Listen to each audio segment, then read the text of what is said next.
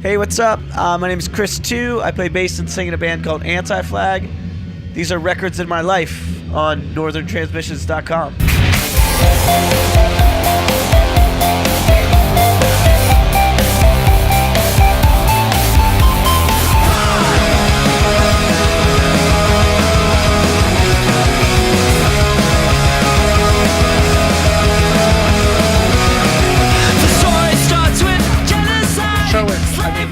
I thought you might have an idea, but it's a show about vinyl. It's not an interview about you or Anti-Flag. Yeah. We talk about records in your life.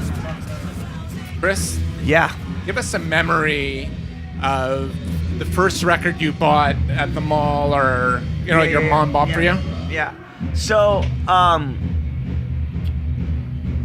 don't know if this thing reached Canada, but we had Columbia House. Of course. And I scammed them for so many records. So what I did was I signed up under like 10 different names. So my first records that I got all came in a box at once to, address to different people. But the one that I wore out immediately was Green Day Dookie. But I knew I was a Green Day fan because I got a cassette tape from what was almost my cousin. Like, he was about to marry my cousin, but the relationship fell apart. But he gave me a cassette tape with Green Day Slappy on it. So it was before the 39 Smooth and 1,000 hours. So it was like the Slappy EP, and I was really into, I could tell that I was into pop punk. Like, I really liked it. But my first interaction with music was my brother. He was really into hip hop, and N.W.A. was like the first music that I connected with. But that was mostly because I was 9 and they said fuck a lot, and I really liked that. You know what I mean? Like, I didn't understand the politics of it as much as I now do and love, but I remember feeling dangerous to my friends because I could play them an N.W.A. tape that said fuck, It wasn't until Green Day Dookie that I was like, oh shit, you can play this. That guy looks like me. He's got pimples. Nobody cares. I want to do that. That was where it seemed playable. And then that snowballed into, obviously Nirvana seemed accessible too.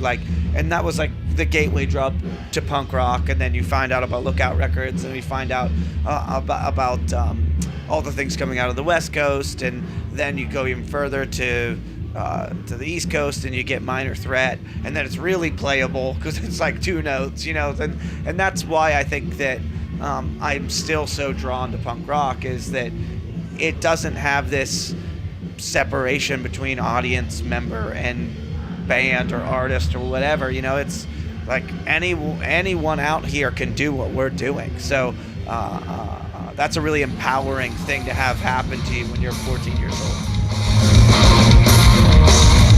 You got your money for the punk rock show.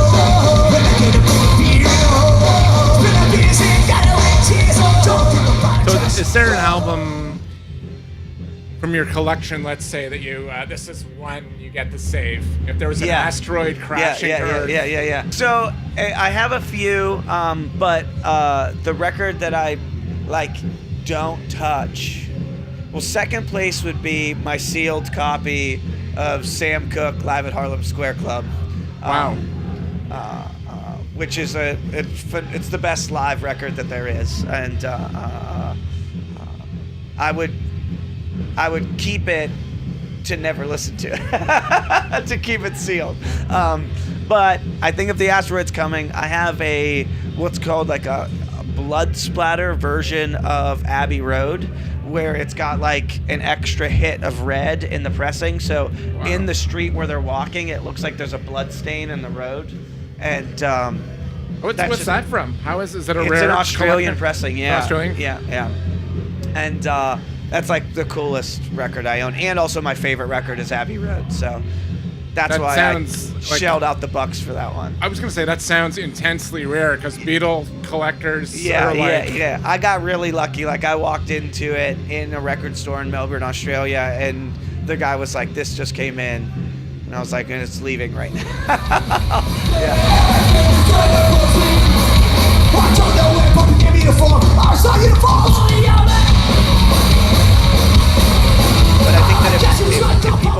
one thing today, especially because the world is insane, it should be Sam Cooke live at Harlem Square Club. It's the best live record ever. You can tell he walks on stage never having talked to the band before. He's calling the shots the entire record. It was shelved. It was recorded in '68 and shelved until '85 because it spoiled his good boy image. Because he's kind of semi-cussing in it and like singing really aggressively, and it wasn't the normal "Darling, You Send Me" that they wanted Sam Cooke to fit in that box. Like his live show was really intense, and I think it's like a great introduction to what real soul music was like. So anyway, thanks so much for taking the time to do this. And, of course. Do you have any final thoughts or words No, for this those? is really cool. This is really cool because the vinyl thing is huge, and like vinyl's always been a huge part of Anti-Flag in our world, and because that's how we grew up, and all we wanted to do was make a 7-inch. It was like playing in a garage.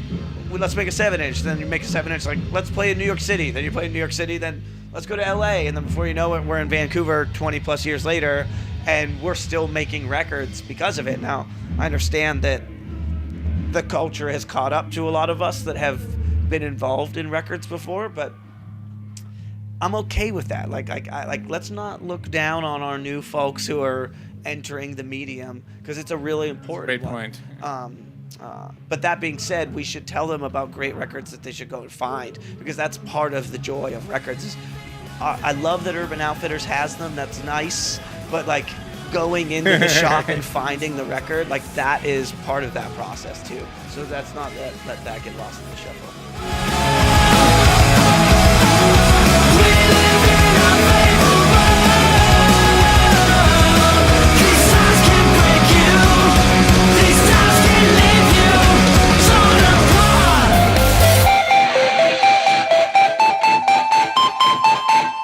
Did you like what you saw? Check out more episodes and subscribe.